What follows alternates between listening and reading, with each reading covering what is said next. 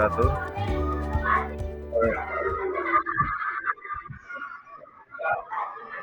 Selamat pagi Bapak Ibu yang hebat yang ingin membuat perubahan dalam pendidikan. Perkenalkan saya Muhammad Bisri Mustafa.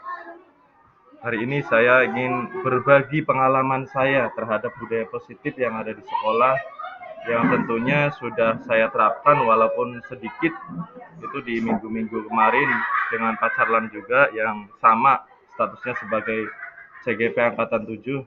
Baiklah, langsung saja saya akan menampilkan presentasi saya eh, tentang penerapan budaya positif. Jadi sebelum ke penerapan budaya positif, alangkah lebih baiknya nanti ada yang masuk.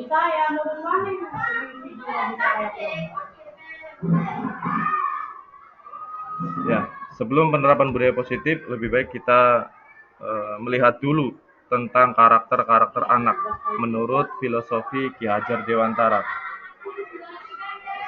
Menurut Ki Hajar Dewantara bahwa pengajaran adalah bagian dari pendidikan. Pengajaran merupakan proses pendidikan dalam memberi ilmu untuk hidup anak baik lahir maupun batin. Sedangkan pendidikan memberi tuntunan terhadap segala kekuatan kodrat yang dimiliki anak agar mampu mencapai keselamatan dan kebahagiaan setinggi-tingginya, baik sebagai seorang manusia maupun sebagai anggota masyarakat. Dan pendidikan juga adalah tempat persemaian benih-benih budaya dalam masyarakat. Jadi Ki Hajar Dewantara melihat bahwa anak-anak yang belajar itu diibaratkan sebagai benih, diibaratkan sebagai benih padi ataupun jagung, yang apabila padi atau jagung itu memiliki kualitas tinggi dan tanahnya juga memiliki kualitas tinggi, namun tidak dirawat dengan baik, itu hasilnya akan tidak baik, tidak bagus. Maka dari itu, kita sebagai seorang pendidik dan pengajar pula, ataupun diibaratkan sebagai petaninya, saat menanam padi atau menanam jagung itu, kita rawat dengan baik. Apa kebutuhan dari jagung itu, apa kebutuhan dari padi itu, kita berikan, sehingga menghasilkan padi yang melimpah atau jagung juga yang melimpah. Itu selama kita memberikan sesuatu kepada peserta didik juga, Ki Hajar Dewantara mengatakan bahwa waspadalah, carilah barang-barang yang bermanfaat untuk kita, yang dapat menambah kekayaan kita dalam hal kultur, lahir atau batin. Maksudnya, kita mencari sesuatu agar anak itu menjadi bisa saat pembelajaran, kita harus memilih mana yang baik, mana yang tidak baik untuk anak. Gitu. Nah, anak diibaratkan sebagai bukan diibaratkan, mohon maaf. Anak itu memiliki kodrat alam dan kodrat zaman bawaannya. Nah, kodrat alam itu berarti sifat atau karakter atau bentuk dari bawaan anak itu sendiri. Sedangkan kodrat alam, eh, sedangkan kodrat zaman, maksudnya kodrat zaman itu berkaitan dengan isi atau irama. Zaman anak itu sekarang berbeda dengan zaman waktu kita anak-anak dulu, dan juga eh, konsep pembelajarannya juga beda. Sekarang banyak menggunakan gadget dan yang lainnya. Maka berikan sesuatu kepada anak sesuai dengan zamannya. Seperti itu maksudnya.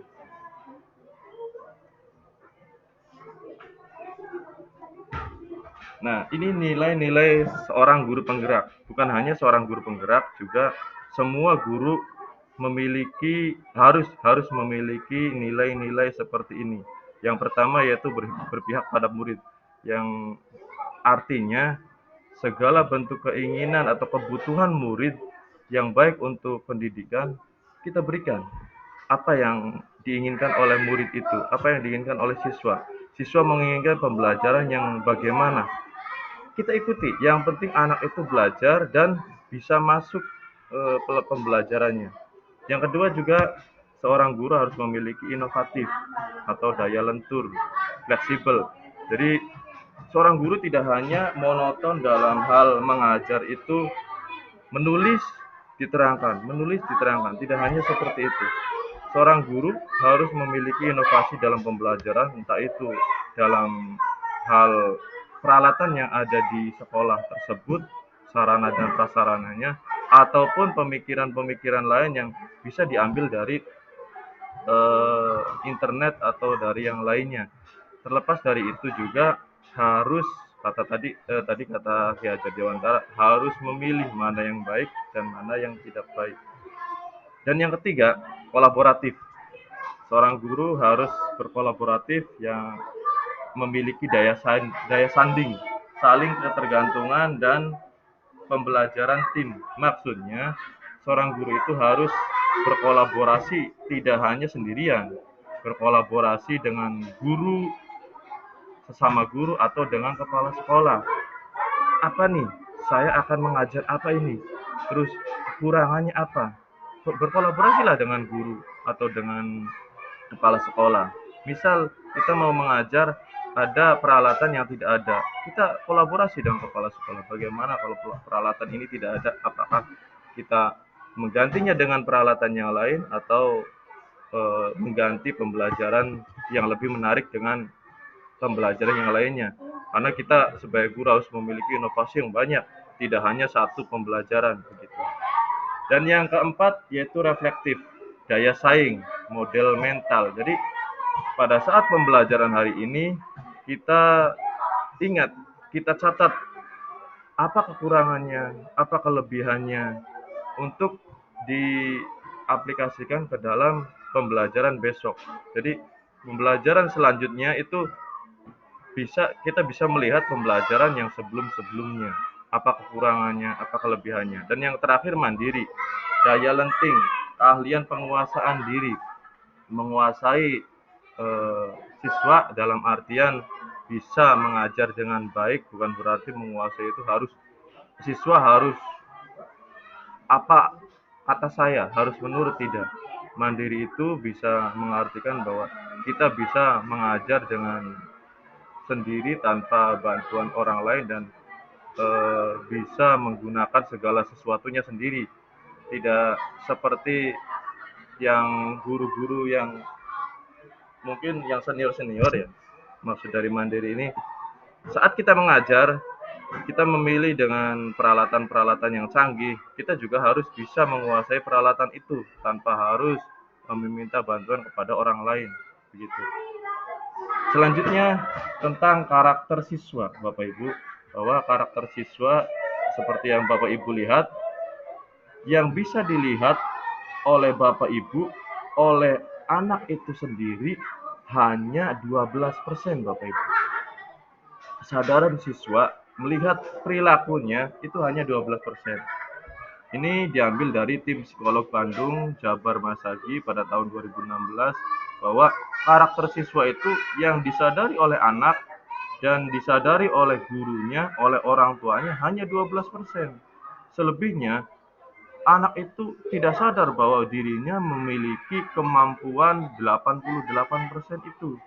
Nah, tugas Bapak Ibu di sini menggali kemampuan anak itu sehingga anak bisa dalam hal sesuatu, tidak harus semuanya bisa dalam hal matematik, bisa dalam hal pembelajaran yang lainnya, umum, semua harus bisa, tidak.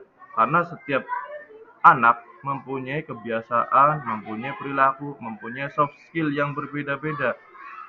Pola pikir, kepercayaan, keyakinan, itu identitas yang masih ada di dalam diri anak, kira-kira dimunculkan. Cara berpikir anak itu kalau masih kelas yang tinggi, pemikirannya masih rendah, kita tunjukkan identitas anak itu. Kepercayaannya masih kurang, kita tonjolkan, kita munculkan. Untuk keyakinan dan nilai-nilainya juga kita munculkan. Nah, kebiasaan itu bisa dilakukan saat kita dulu memberikan keteladanan yang konsisten kepada murid kita. Kita memberikan keteladanan. Terus juga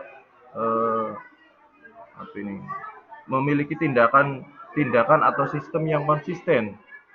Kita memiliki sistem atau tindakan terhadap anak yang konsisten setiap hari. Kalau anak itu tidak melakukannya diingatkan.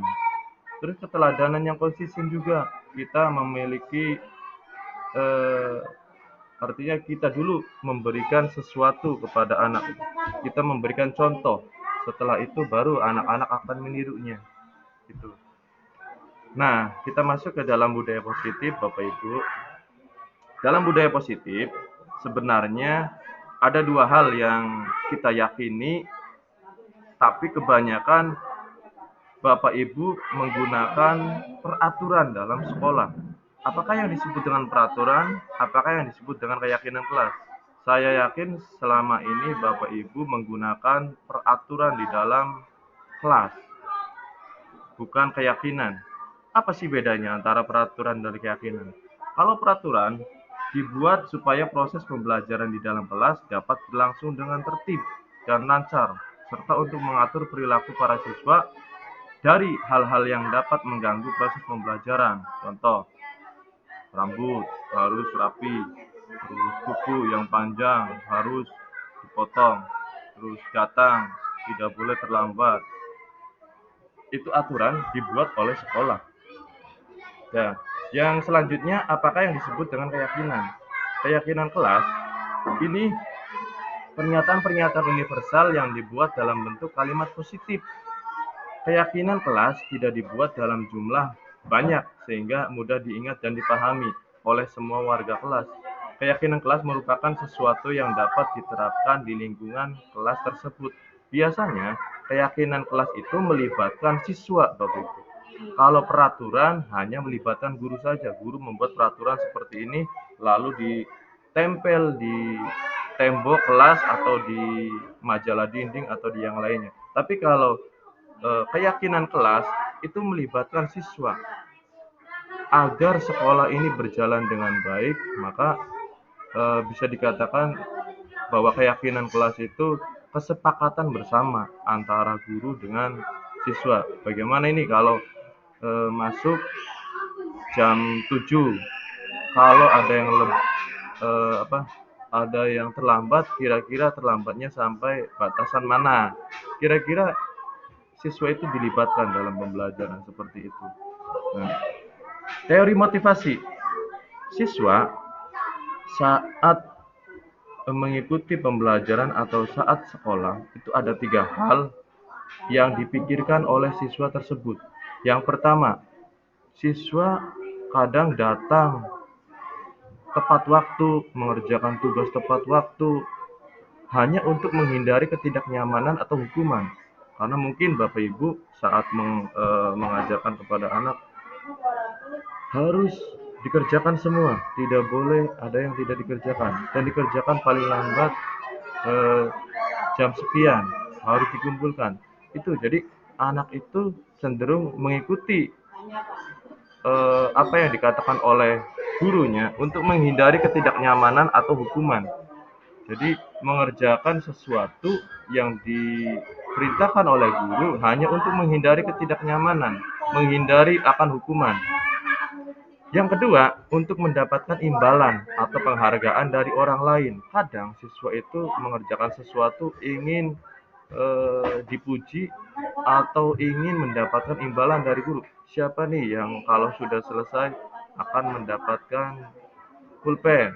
Anak itu cepat mengerjakan, selesai, terus dapat pulpen. Nah, itu karena ingin mendapatkan imbalan atau mungkin penghargaan dari orang lain atau dari gurunya atau dari siswanya.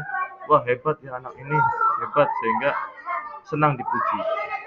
Dan yang ketiga, untuk menjadi orang yang mereka inginkan dan menghargai diri sendiri dengan nilai-nilai yang mereka percaya. Jadi ini tingkatan ketiga ini sudah tingkatan yang tertinggi, bahwa anak itu sudah mulai memiliki kesadaran bahwa menghargai diri sendiri itu lebih penting dan nilai-nilai yang mereka percaya. Jadi tidak berpikir bahwa dia mengerjakan itu akan mendapatkan imbalan atau mendapatkan penghargaan atau takut akan mendapatkan hukuman seperti itu.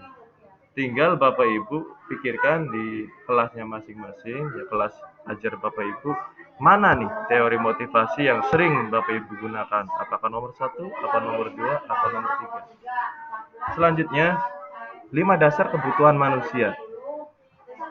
Siswa sebenarnya memiliki berbagai kebutuhan, tidak semuanya siswa itu memiliki 5 kebutuhan. Berbeda-beda kebutuhan siswa itu.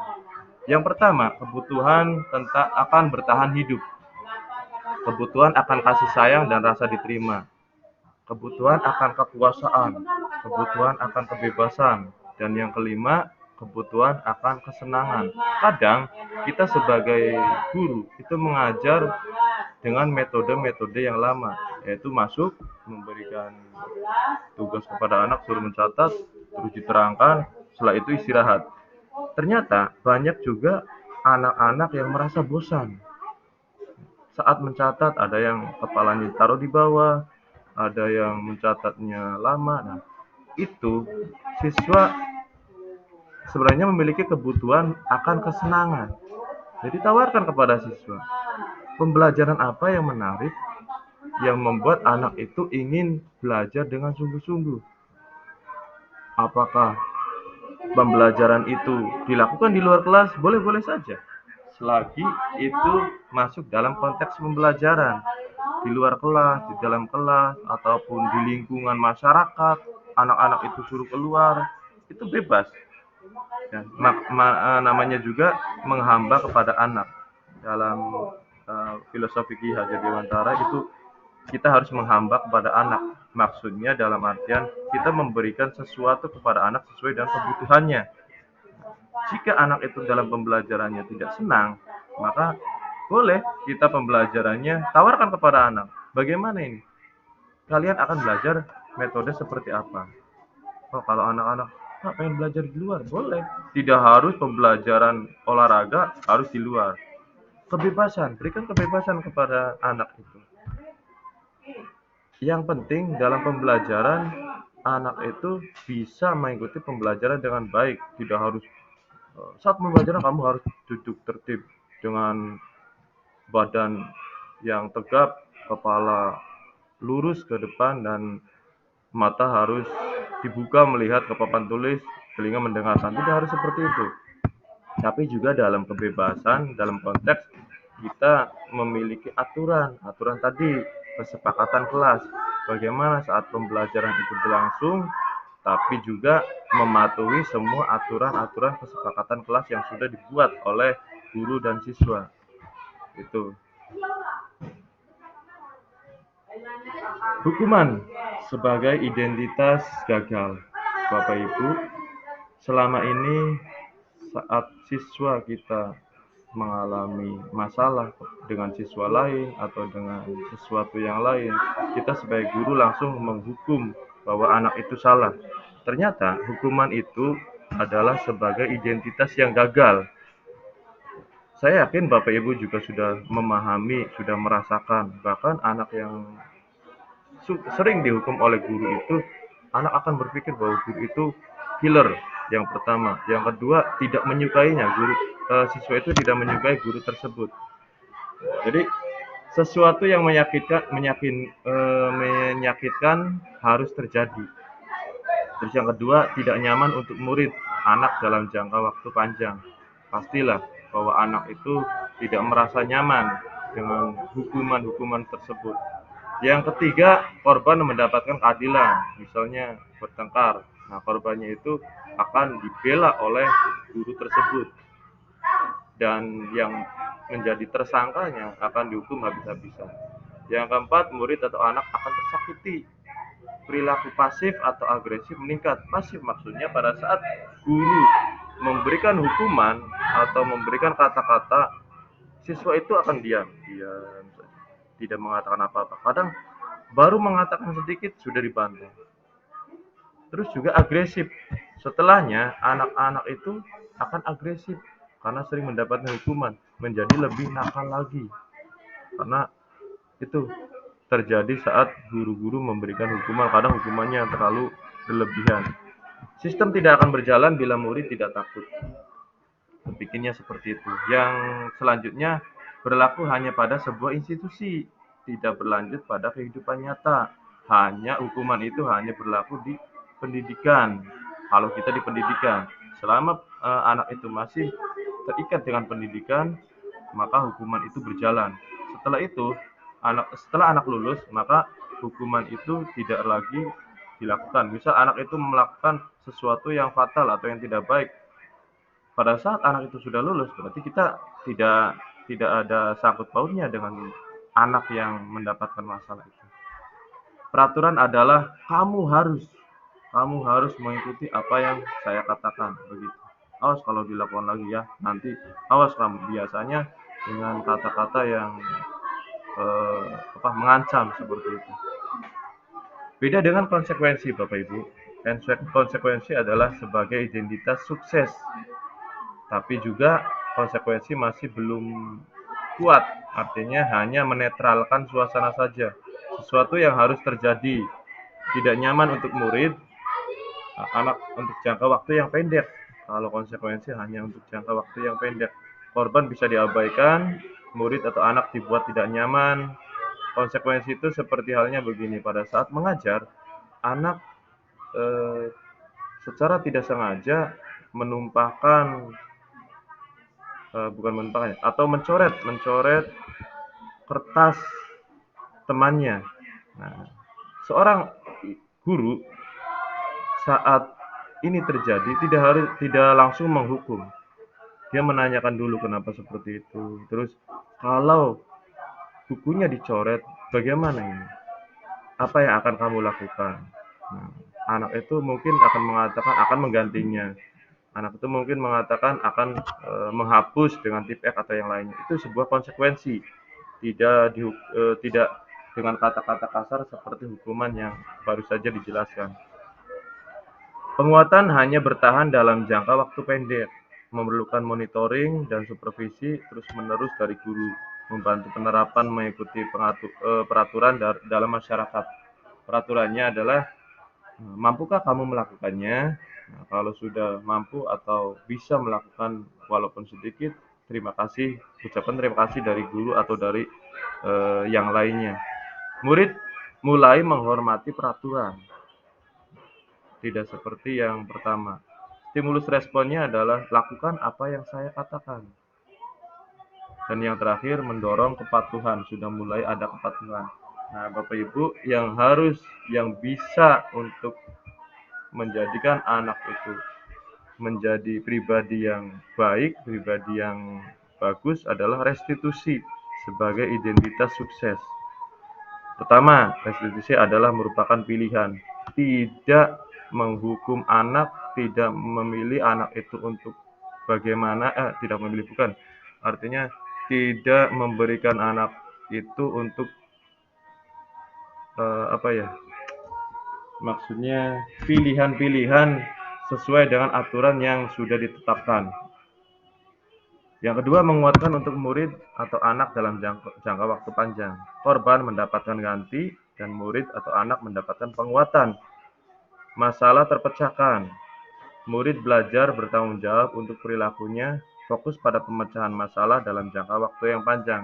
Artinya, sebelum restitusi ini dijalankan, kita baiknya seorang guru memberikan atau membuat kesepakatan kelas dulu. Kesepakatan kelas dengan siswa. Jadi, saat anak itu mengalami masalah, kesepakatan kelas apa yang sudah kalian langgar. Lalu bagaimana agar kesepakatan kelas itu tetap dijalankan. Jadi anak itu akan menjawab sendiri, merubah sendiri, tidak kita sebagai guru yang merubahnya. Ini 5 posisi kontrol sebagai guru atau orang tua. Guru juga termasuk Bapak Ibu yang sudah berumah tangga atau memiliki anak, bisa melihat posisi kontrol mana yang sering Bapak Ibu rasakan di dalam kelas atau di dalam ruang lingkup rumah. Yang pertama, penghukum. Saat anak melakukan kesalahan langsung dihukum, dimarahi. Yang kedua, pembuat rasa bersalah. Jadi saat anak itu melakukan kesalahan, Bapak Ibu menasihatinya, tapi menasihati dengan yang sangat dalam. Kira-kira anak itu merasa bersalah bahwa apa yang saya lakukan itu salah. Dan yang ketiga, sebagai teman. Jadi pada saat anak itu memiliki kesalahan, kita dekati, kita bicarakan dengan baik, ya layaknya sebagai teman saja, apa masalahnya, terus bagaimana kelanjutannya. Nah, yang keempat sebagai pemantau, dan yang kelima sebagai manajer. Nah, Bapak Ibu, di 5 ini akan saya tampilkan videonya. Untuk penghukum itu bagaimana, untuk pembuat rasa bersalah itu bagaimana, sampai sebagai manajer itu bagaimana.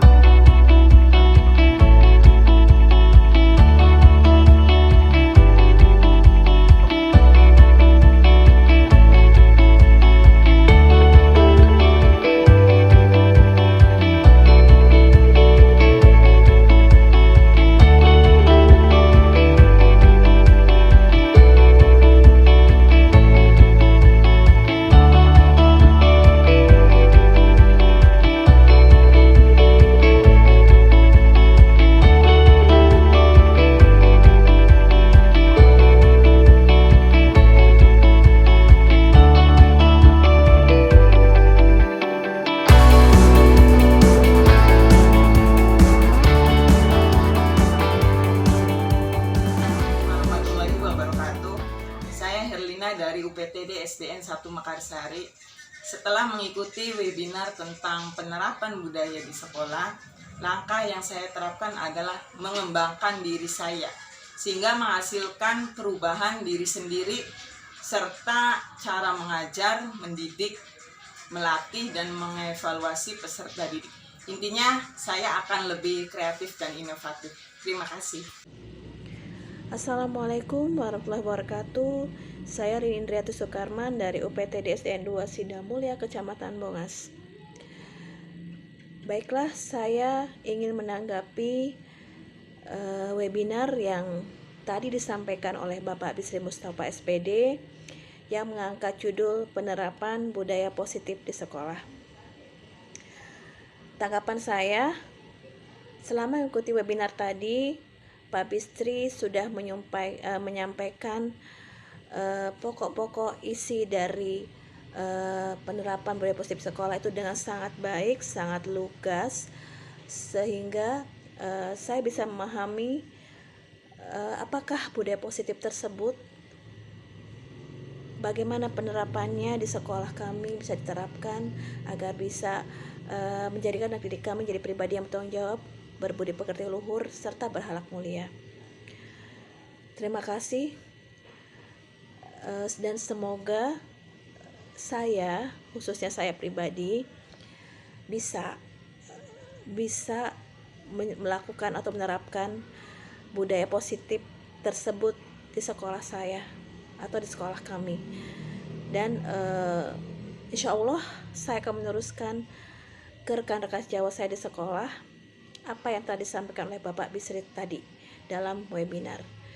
Terima kasih sekali Bapak Bisri, sangat menambah ilmu untuk saya, menambah wawasan saya, bagaimana nanti cara saya melaksanakan KBM di sekolah ya, terus bagaimana cara saya membentuk karakter siswa dalam mendidik, membimbing siswa agar lebih baik lagi, memberikan kontrol atau rule untuk siswa saya. Semoga kedepannya bisa mewujudkan dan memotivasi intrinsik dalam diri siswa untuk menjadi pribadi yang bertanggung jawab, berbudi pekerti yang luhur, serta berakhlak mulia. Terima kasih Pak Bisri. Wassalamualaikum warahmatullahi wabarakatuh. Dengan adanya budaya positif sekolah, kami bisa menerapkan disiplin tanpa takut akan hukuman. Dan kami lebih sadar akan tanggung jawab kami di sekolah. Semoga kedepannya kami bisa belajar lebih baik lagi. Budaya positif sekolah sangat baik bagi kami untuk membuat kami lebih disiplin dalam belajar. Ya, kita lebih merasa semangat untuk belajar setiap hari. Saya rasa banyak perubahan positif pada diri kami. Ya, tentunya menjadi lebih baik dan semangat lagi.